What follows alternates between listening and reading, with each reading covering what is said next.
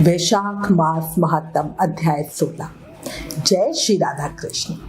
वैशाख मास की महिमा बताते हुए हमारे संतों ने कहा है कि कोई धन में, विद्या में, भाग्य में कितना भी कमजोर हो, असमर्थ हो, उसको उतने ही जोश से, उतने ही प्रयत्न से बलपूर्वक वैशाख स्नान करना ही चाहिए। इससे उसे धन में, बल में, विद्या में वृद्धि मिलती ही मिलती है। अभी भी समय है, वैशाख मास में प्रयत्न से कुछ ना कुछ जरूर कर लो। अब श्री गणेश जी महाराज और अपने गुरुदेव को याद करते हुए वैशाख मास महत्तम का अध्याय 16 सुनते हैं। पान फूल मोदक चढ़े, लड्डू मेवा थाल, सद्गुण हमको दीजिए हे शिव जी के लाल। बोलो गणेश जी महाराज की जय। मन की गहराई में चुपचाप जो बोले, गुरु वही जो मौन में भी अंतर ध्वनि खोले। बोलो गुरुदेव महाराज की जय। वैशाख मास महत्तम के अध्याय 15 में श्री शुद्धदेव जी महाराज मिथिलापुरी के राजा शुद्धिकृति को भगवान कार्तिकेय के जन्म का प्रसंग बताते हैं। आज इस अध्याय में हम राजा हेमकांत की कथा से वैशाख मास में छत्रदान का महत्व जानेंगे। शुरू करते हैं। श्री शुद्धदेव जी से भगवान कार्तिकेय के जन्म का वृतांत सुनकर राजा शुद्धिकृति ने कहा, हे महाराज, आपके श्रीमुख से ये कथा सुनकर मैं धन्य हुआ।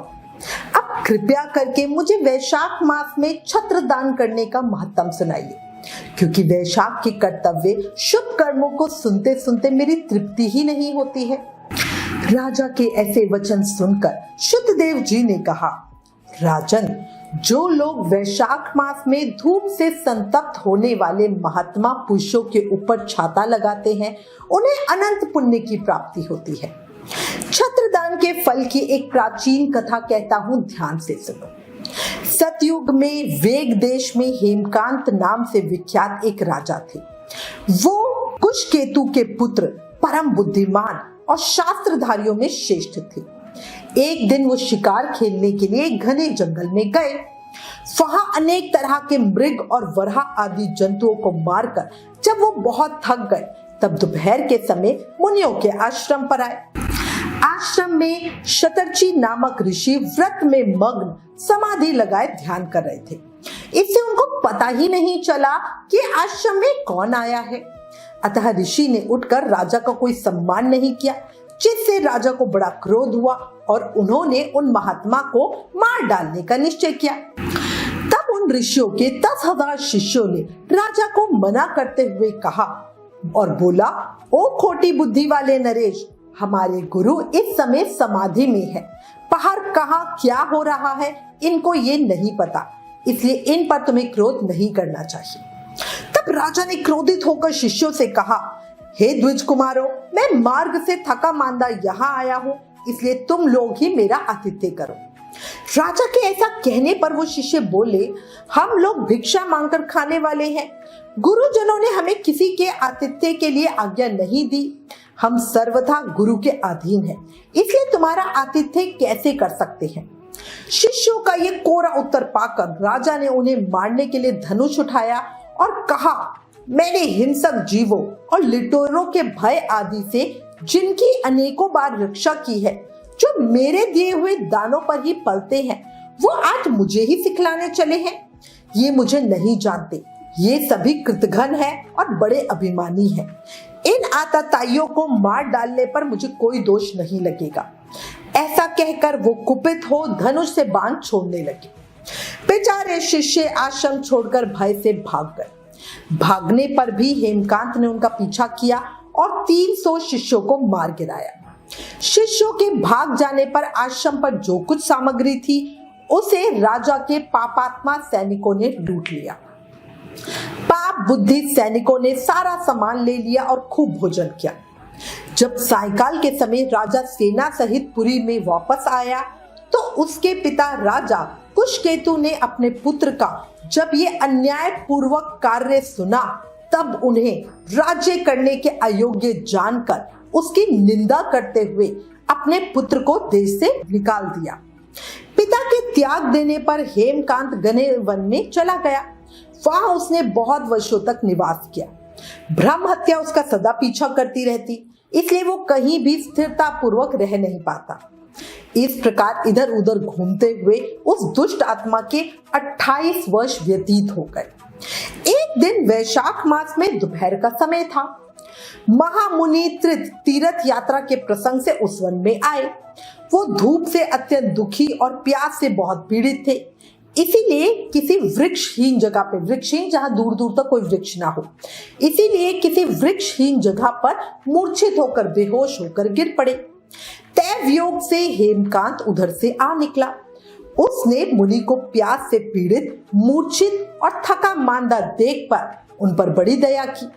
उसने पलाश के पत्तों से एक छतरी के रूप में बनाया और ऋषि के ऊपर आती हुई धूप को उस छाता से रोका। वो स्वयं मुनि के मस्तक पर छाता लगा के खड़ा हो गया और तुम्बी में रखा हुआ जल उनके मुंह में डाल के उन्हें पिलाने लगा।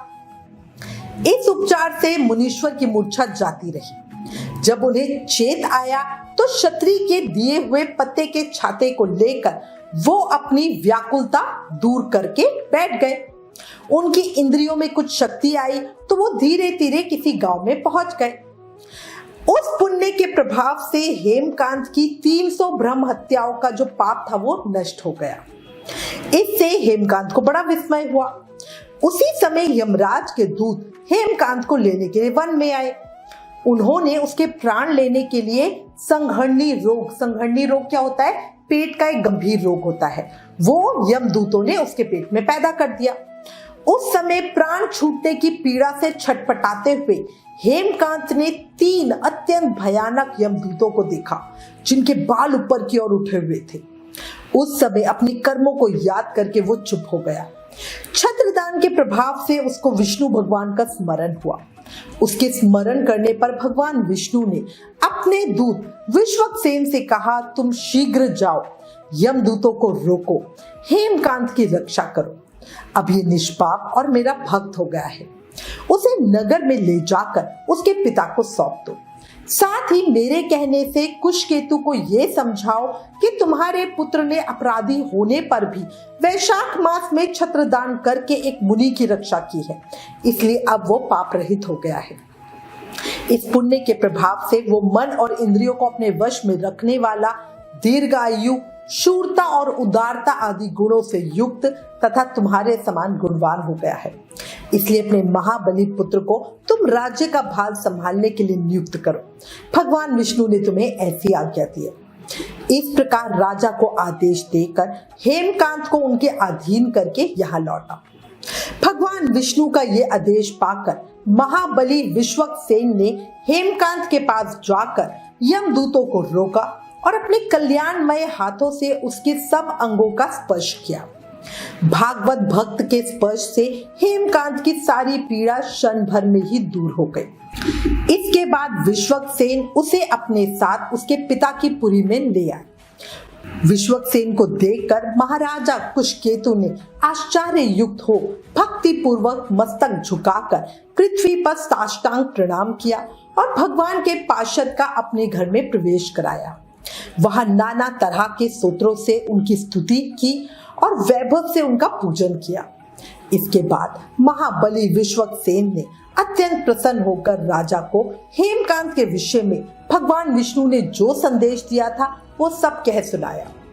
उसे सुनकर कुशकेतु ने तुरंत ही पुत्र को राज्य पर बिठा दिया और स्वयं विश्वक्सेन की आज्ञा लेकर पत्नी सहित वन को प्रस्थान किया। इसके बाद विष्णु पार्षद विश्वक्सेन श्वेत द्वीप में भगवान विष्णु के समीप चले गए। इसके बाद से राजा हेमकांत वैशाख मास में बताए हुए भगवान की प्रसन्नता को बढ़ाने वाले शुद्ध धर्मों का प्रतिवर्ष पालन करने लगे। वो ब्राह्मण भक्त, धर्मनिष्ठ, शांत, जितेंद्रिय, सब प्राणियों के प्रति दयालु और संपूर्ण यज्ञों की दीक्षा में स्थित रहकर सब प्रकार की संपदाओं से संपन्न हो गए। उन्होंने पुत्र पौत्र आदि के साथ समस्त भोगों का उपभोग करके भगवान विष्णु का लोक प्राप्त किया। वैशाख मास सुख से साधे, अतिशय पुण्य देने वाला, पाप रूपी ईंधन को अग्नि की भांति जलाने वाला, परम सुलभ तथा धर्म अर्थ काम मोक्ष चारों पुरुषार्थों को देने वाला है। वैशाख मास महत्तम अध्याय 16 संपूर्ण। कल अध्याय 17 में आगे की कथा सुनेंगे। देखो, इस अध्याय में अनजाने में किए छत्रदान से कितना महाफल मिला। अब सोचो, यही दान अगर हम पूरे भाव और श्रद्धा से करेंगे तो उसका कितना ही फल मिलेगा, है ना। अंत में कहूंगी, हर व्यक्ति के पास मनचाहा कर्म करने की पूरी आजादी है, लेकिन उस कर्म के अनुसार परिणाम के लिए भी तैयार रहना चाहिए। हमेशा याद रखो, सब कर्मों का खेल है, जो किया है वो वापस आएगा। आज जो तुझे रुला रहा है, कल कोई उसे रुलाएगा। हमेशा याद रखो, इसलिए किसी भी चीज को लेके परेशान मत हो। हमेशा शुभ कर्म करते रहो, कभी किसी का बुरा मत करो। और वैशाख का ये पवित्र महीना शुभ कर्म करने का बड़ा ही आसान तरीका है। इस महीने में किए गए किसी भी कर्म का फल हमें बहुत गुना होकर मिलता है। अच्छे कर्म करेंगे तो वो भी अधिक होकर मिलेंगे, बुरे कर्म करेंगे तो वो भी अधिक होकर मिलेंगे। इसीलिए अभी भी समय है, सब ठीक कर लो और हर समय हर पल हर सांस के साथ प्रेम से मन से भाव से जाप करते रहो और हर पल बोलो हरे कृष्ण कृष्ण कृष्ण हरे हरे, हरे राम राम राम हरे हरे। याद रखो, कलयुग केवल नाम था। सिर्फ नाम जाप करने से ही कृष्ण प्रेम भक्ति शक्ति मुक्ति सब पाई जा सकती है। इसलिए हर समय हर पल जाप करते रहो। और एक रिक्वेस्ट, प्लीज इन वीडियोस को ज्यादा से ज्यादा शेयर करके वैशाख मास का प्रभाव सबको बताओ, अपने शास्त्रों का ज्यादा से ज्यादा प्रचार करो। ये भी एक सेवा है। Please like share and subscribe. Thank you. जय श्री राधा कृष्ण।